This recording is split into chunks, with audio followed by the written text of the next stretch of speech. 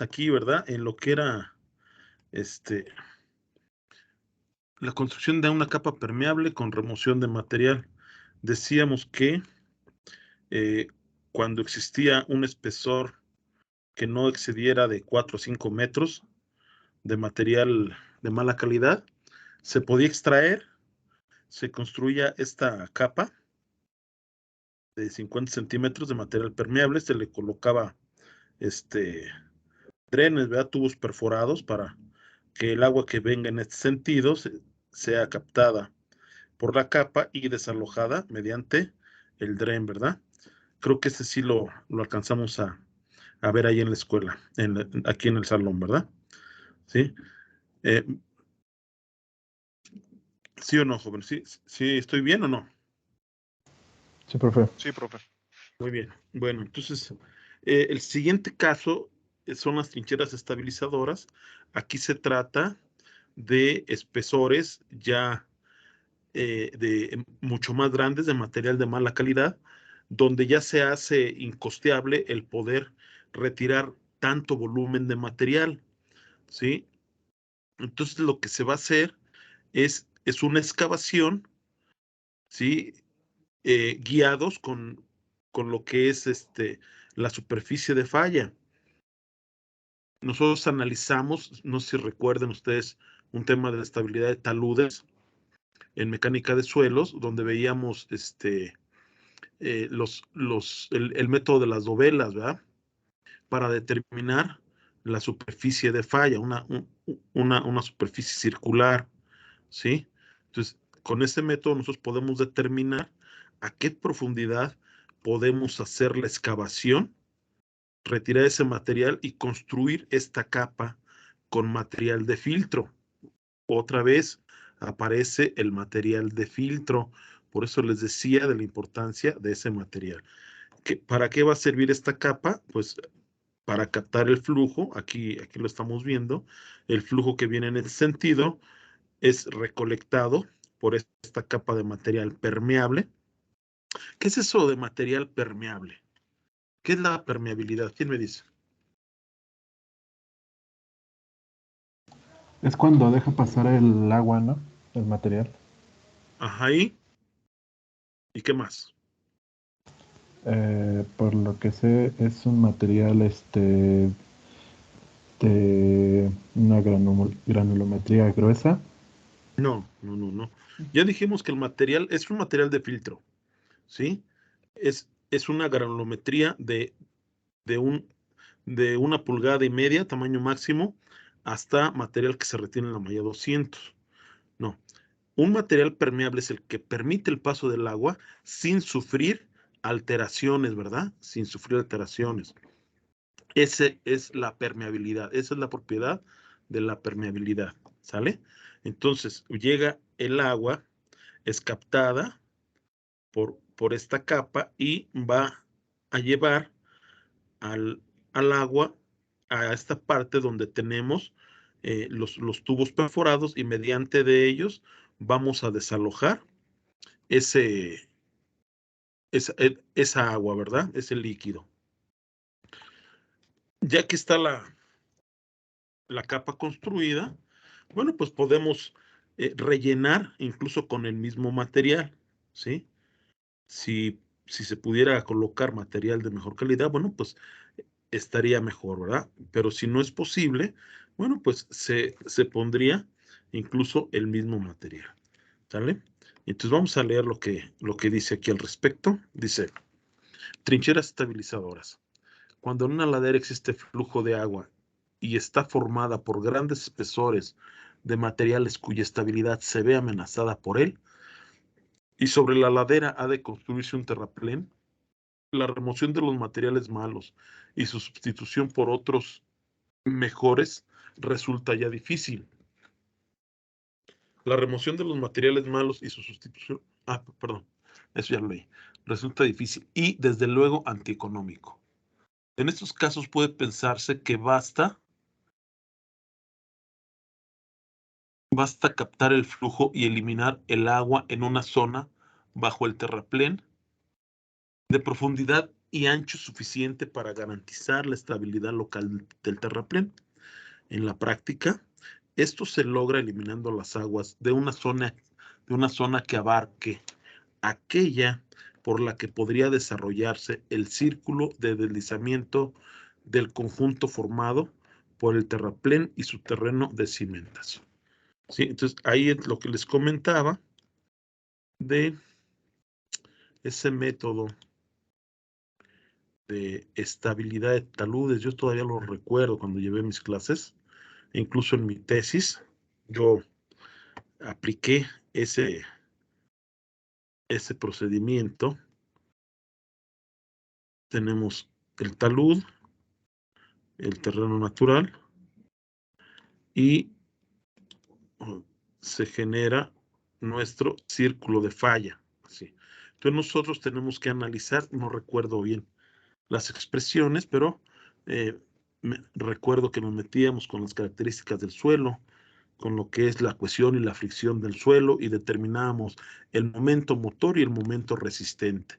Y tenemos que buscar el equilibrio, ¿sí? Es el método de las dovelas. También le llaman el método sueco, ¿sí? Ese es el tema que nos va a dar la pauta para poder aplicar esta solución. Dice, la captación se logra construyendo una trinchera excavada bajo el lugar en que se construirá el terraplén. El talud aguas arriba de la trinchera y su fondo deberá de cubrirse con una capa de material filtrante de 50 centímetros a 1 metro de espesor, provista de tubería perforada para captación y otra colocada transversalmente para desfogue. Posteriormente, la trinchera deberá rellenarse con material compactado debidamente, pudiéndose utilizar para ello el mismo producto de la excavación. La inclinación de los taludes de la trinchera debe ser suficiente para garantizar la estabilidad durante la construcción. ¿Sí? Entonces, ya les mostraba de lo que se trata es construir esta capa para que mediante ella captemos el agua y la desalojemos mediante estos tubos perforados. Dice, el ancho debe tener un ancho suficiente para permitir las maniobras mínimas del equipo de construcción, estimándose que 4 metros satisfacen este requisito. La profundidad con que se construyen las trincheras suele oscilar en 3 y 15 metros. En ocasiones han de construirse más profundas. Entonces, los 4 metros a que se refiere son estos, ¿sí? Aquí debemos tener cuando menos 4 metros para permitir que se puedan realizar las maniobras del equipo de construcción. Bueno, después tenemos el otro método, que es el de drenes transversales de penetración. Ya les mostraba yo unos videos, ¿verdad? De cómo es que se instalan, cómo cuelgan los equipos de perforación, ¿verdad? Se hace la perforación y se incrustan esos tubos perforados al talud, ¿verdad? ¿Sí? Y pues vean aquí cómo se modifica la dirección del flujo. Esta línea punteada es cómo sería la trayectoria del agua sin los drenes. Y ya las líneas continuas es la trayectoria estando los drenes. Como aquí tenemos una zona de menor presión, pues el agua no es tonta, ¿verdad? Va a reconocer hacia el lugar donde hay una menor presión. Entonces, va a venir el agua y va a ser desalojada por estos drenes, ¿sí? Que les decía son tubos de 5 centímetros de diámetro. Ahorita lo que se usa es PVC, ¿no? Ese desplazó a los tubos de acero. Incluso había tubos cerámicos, también ya los desplazó. Ahora es PVC lo que se utiliza. Sí. Les decía, muchas de las veces estos drenes se complementan con concreto lanzado, con anclas, ¿sí? Para mejorar la estabilidad de nuestro talud de corte, ¿verdad? Entonces vamos a leer lo que dice aquí. Dice, drenes transversales de penetración. Los drenes transversales de penetración Son tuberías perforadas que penetrarán el terreno en dirección transversal al camino, para captar las aguas internas y para abatir las presiones naturales. Son especialmente indicados tanto para mejorar la estabilidad de cortes como la del terreno de cimentación de terraplenes. Se construyen efectuando primeramente una perforación de 7.5 a 10 centímetros de diámetro, para lo cual existe comercialmente la maquinaria apropiada. A fin de facilitar las maniobras, una vez hecha esta perforación, se coloca en ella un tubo de acero. Aquí no le he corregido, de acero perforado de 5 centímetros de diámetro. El diámetro sí es correcto. Generalmente recubierto de asfalto. No, bueno, nada más no es de acero, para protección contra la corrosión o galvanizado. Las longitudes de los drenes de penetración son muy variables, pero pueden llegar a 100 metros o más. Su inclinación con la vertical suele variar de 3 a 20%. Los drenes se conectan a un colector exterior, que es otro tubo de unos 20 centímetros de diámetro y que se encarga de eliminar las aguas donde ya sean inofensivas. La parte del tubo ya próxima a la superficie del terreno natural o del talud debe dejarse sin perforar en 1 o 2 metros para impedir la invasión de vegetación a través de las perforaciones y que obstruya la salida del tubo. Los drenes transversales de penetración tienen la ventaja de drenar el agua y o abatir las presiones naturales a grandes profundidades, mayores de las que pueda llegar cualquier otro elemento de subdrenaje. Requiere un número elevado de drenes para lograr buenas eficiencias, y en terrenos impermeables o en masas de roca agrietadas sin fácil intercomunicación interna en su zona de influencia puede ser relativamente pequeña. De manera que se requieren espaciamientos cortos entre ellos. Es frecuente verlos hasta 5 metros uno del otro y en 2 o más hileras separadas a una distancia similar. 10 metros es un espaciamiento muy común.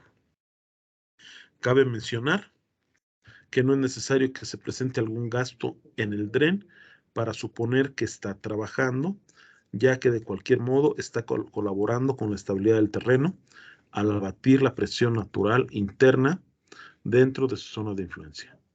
El gasto depende de la permeabilidad de las formaciones atravesadas y hasta cierto punto del hecho fortuito de que se capten venas acuíferas, manantiales, etc. ¿Vale? Entonces, esos son los drenes transversales de penetración. Les decía, es el único procedimiento o técnica de subdrenaje que podemos ver. Todas las demás no las vamos a ver. Vamos a ver si encontramos por aquí algunos. Fíjense, yo una vez venía de Veracruz, me vine por Jalapa, y de Jalapa a Perote me tocó ver eh, drenes transversales que estaban, que le estaba saliendo agua. Muchas veces es difícil ver que le salga agua, pero no por eso quiera decir que no está funcionando. Yo aquí, los que están en Indios Verdes, nunca me ha tocado ver que a alguno de ellos les salga agua. Pero vaya, de todos modos, así están contribuyendo a la estabilidad del talud, porque pues ahí en el tubo es una zona de menor presión. Miren, en esta carretera de Jalapa a Poza Rica, aquí.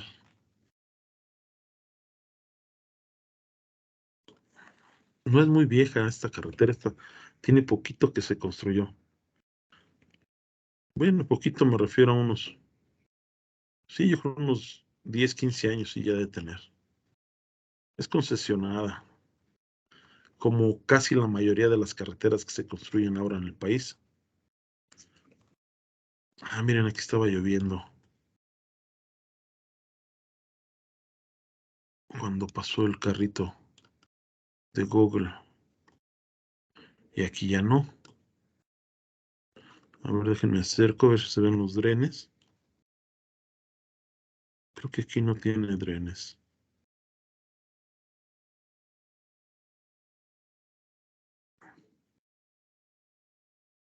A ver si me encuentro este talud que vi para podérselo mostrar. Pero, vamos a ver. Más para Jalapa.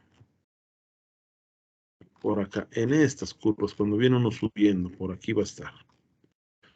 Por aquí.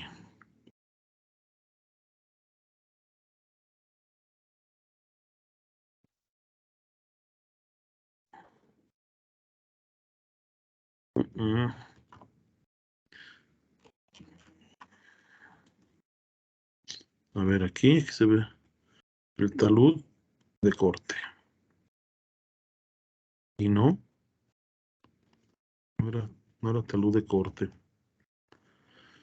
Ah, qué cara, aquí sí parecía como si fuera un corte, pero no. Me engañó nada más. A ver, aquí.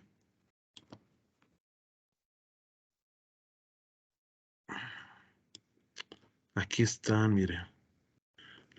Son anclas. ¿Y los drenes dónde están?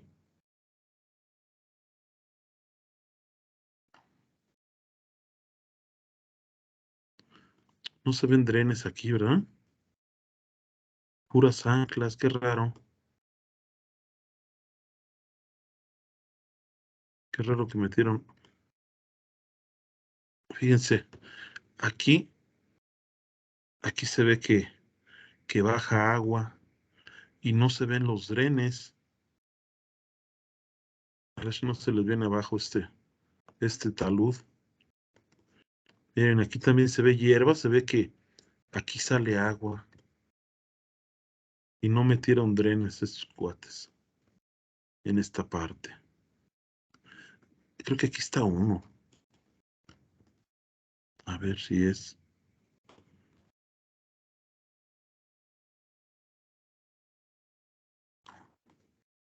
No, pensé que este era, pero no. No, fíjense, aquí no hay drenes. Este talud está, la verdad, está chistoso. A ver si no les falla. Entonces, ¿dónde está el que yo vi?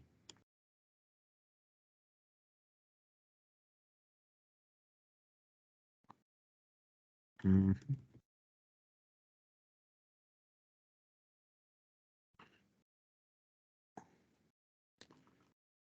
no, ese es el que yo vi. ¿Dónde habrá quedado? Son como, ¿qué serán? Unos 40 kilómetros. Ahorita la recorremos toda. Y lo encontramos porque lo encontramos. No, no se crean. Si no los encontramos, pues ni modo. A ver.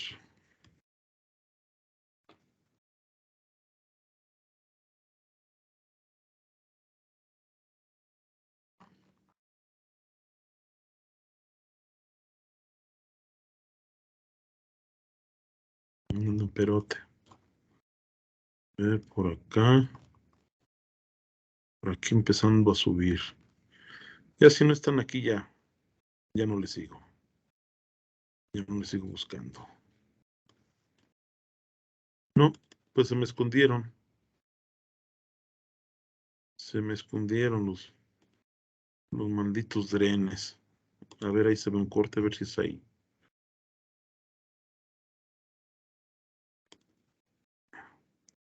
No, creo que aquí ni tiene. No, quién sabe a qué altura fue que yo los vi.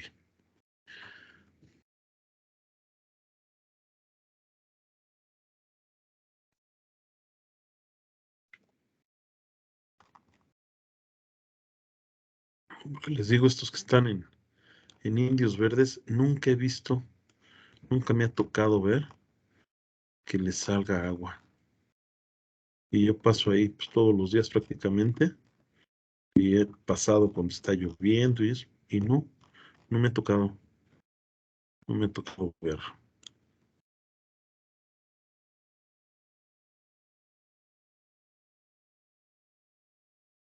estos drenes. Y fíjense, sí han funcionado, ¿eh? No ha habido caídos aquí en esta zona. Hubo un caído allá adelante, pero allá adelante ya no tiene drenes. Aquí esta obra, yo me acuerdo cuando le hicieron esta ampliación. Tendría yo como 10 años, sé que hará unos 40 ya, unos 40 años que lo hicieron. Vean los drenes, pues sí deben de estar que como a 10 metros o hasta menos, ¿eh? A ver, vamos a ver. Espera, ya no quiere retirarse. Ahí está.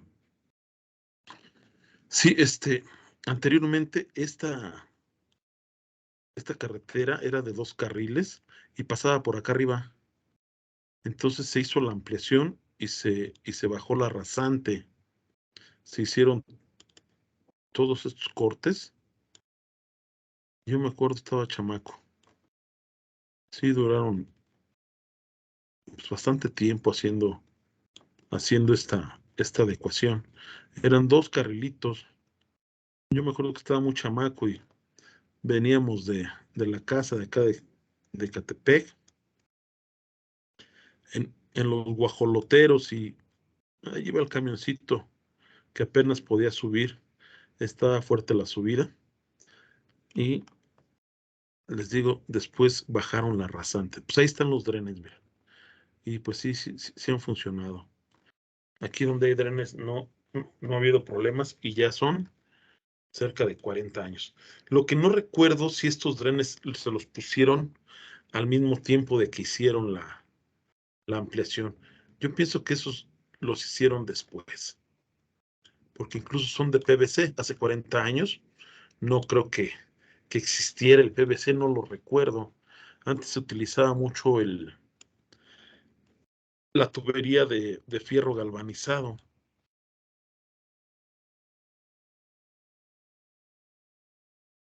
Entonces, quiero pensar que este trabajo de meter drenes y anclas, a lo mejor lo hicieron después, no en el lapso de que ampliaron y bajaron la rasante. Vean todo lo que cortaron. La carretera pasaba por acá arriba, por aquí arriba pasaba. Y en partes yo creo que sí excavaron, pues yo creo que casi sí le llegaron en algunas partes a 20 metros, porque estas luminarias normalmente tienen 12 metros de altura y vean el corte aquí es mayor. Yo creo que en la parte más profunda del corte a lo mejor sí llega a tener unos 20 metros. Yo me acuerdo, estaba chamaco. Estuvo bueno esa obrita, joven. Bueno, entonces el siguiente método son los pozos de alivio.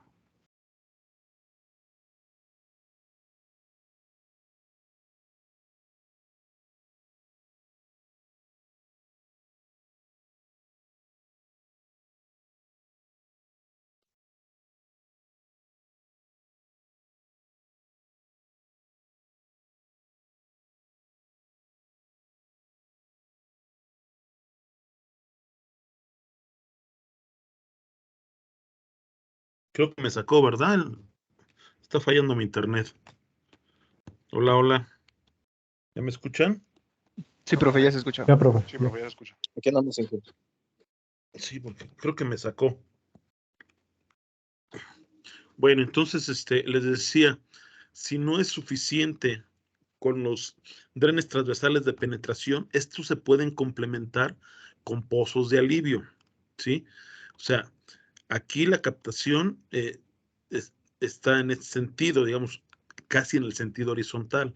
Con los pozos de alivio vamos a generar eh, la, una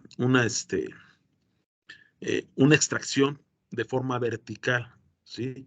Entonces, van a complementar a nuestros drenes transversales de penetración. Vean, estos son los pozos de alivio. Entonces, ya no solo en este sentido vamos a captar el agua, sino que en el sentido vertical también lo que estamos haciendo es aumentar nuestra área de influencia, ¿verdad? No, estamos aumentando la protección a nuestro talud, ¿sí? Esto, bueno, cuando el flujo el flujo subterráneo de agua, ¿verdad? Es muy grande y no es suficiente con los drenes transversales, ¿sale? Entonces, se puede llevar a cabo la construcción de estos pozos de absorción, a los que también se les va a colocar, si mal no recuerdo, un tubito perforado y su material de filtro. Ya saben que el material de filtro es esencial para todas estas obras. Dice pozos de alivio. Los pozos de alivio constituyen un útil modo de resolver algunos problemas específicos. Los pozos son perforaciones verticales del orden de 60 centímetros de diámetro, dentro de los cuales se coloca un tubo perforado de 15 centímetros de diámetro o algo similar. El espacio entre el tubo perforado y las paredes de la excavación se rellena con material filtrante, lo que le estaba diciendo. Las profundidades han llegado a ser de 20 metros y se colocan en zonas donde se capte el flujo perjudicial, o sea, la ladera arriba de la zona en que se colocará el terraplén y próximo a este. Los pozos de alivio deben de tener un sistema colector que elimine las aguas que se capten. La recolección obvia es una galería que los comunica en su base, construida como un pequeño túnel o por bombeo directo. En el caso de drenes transversales de penetración, suele ser difícil lograr una buena conexión física con los pozos, sobre todo si estos se construyen primero.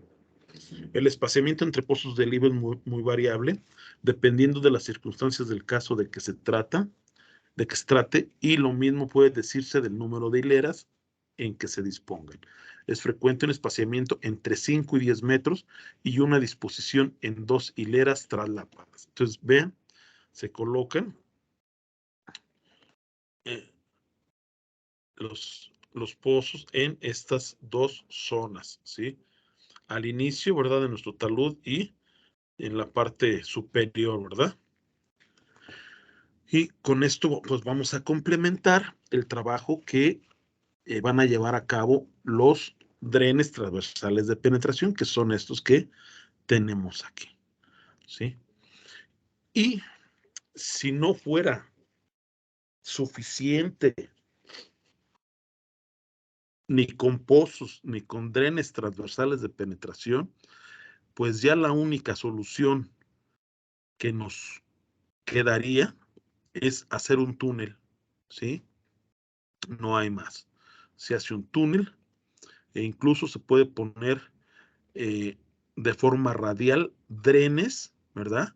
Que descarguen en el túnel para recolectar todo el agua que se pudiera presentar y llevarla a sitios donde no genere problemas para nuestro camino, ¿sí? Pero hay esas galerías, esos túneles, pues ya son, eh, pues puede decir en zonas pantanosas, ¿verdad? Sí, zonas que es muchísima el agua y pues se tiene que pasar necesariamente por esa zona, resulta más caro pensar en modificar el trazo del camino que construir ese túnel, esa galería, para estabilizar la zona, ¿sí? Entonces, si ese fuera el caso, se construye un túnel, ¿sale? Que serían nuestras galerías filtrantes. Dice, su uso es particularmente justificado cuando la zona inestable es de grandes proporciones. En tales condiciones, la solución puede competir económicamente hablando con otra alternativa que se considere aplicable, de las mencionadas con anterioridad. Las galerías filtrantes no es más que un túnel de sección adecuada para impedir por su propia excavación y localización en la parte que se considere más eficiente para captar los flujos de agua perjudiciales para la estabilidad del talud o del suelo de cimentación, del terraplén considerado. Las técnicas para su construcción son las mismas usadas para túneles. El revestimiento de la galería debe ser permeable, otra vez ahí el material de filtro, ¿verdad? Permeable, al grado de permitir su trabajo como dren. Frecuentemente la excavación realizada requiere ademe provisional en el que se aloja un tubo perforado de dimensiones adecuadas, de manera que el material rellene el espacio entre el suelo y las paredes de la excavación, pero también es frecuente disponer drenes de tubo perforados saliendo radialmente de la galería a fin de captar eficientemente las aguas y aumentar la zona de influencia para el abatimiento de las presiones naturales. ¿Sí? Entonces, para que quede más claro eso de drenes radiales, tenemos el túnel y se pueden colocar drenes, ¿verdad? Tubos perforados saliendo de forma radial para aumentar el área, ¿verdad?, de captación de agua, y llega esta agua y mediante el túnel, pues se desalojaría ese fluido a zonas donde no genere daños a nuestro camino. Esos son los 6 procedimientos aplicables para dar solución a problemas de subdrenaje, jóvenes. Con esto terminamos lo que sería las clases. Ya nada más resta definir las fechas de las exposiciones.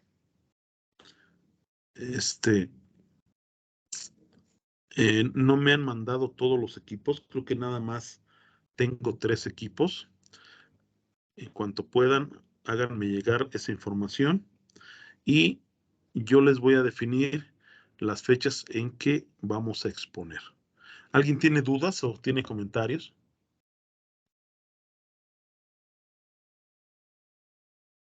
No, profe, todavía no.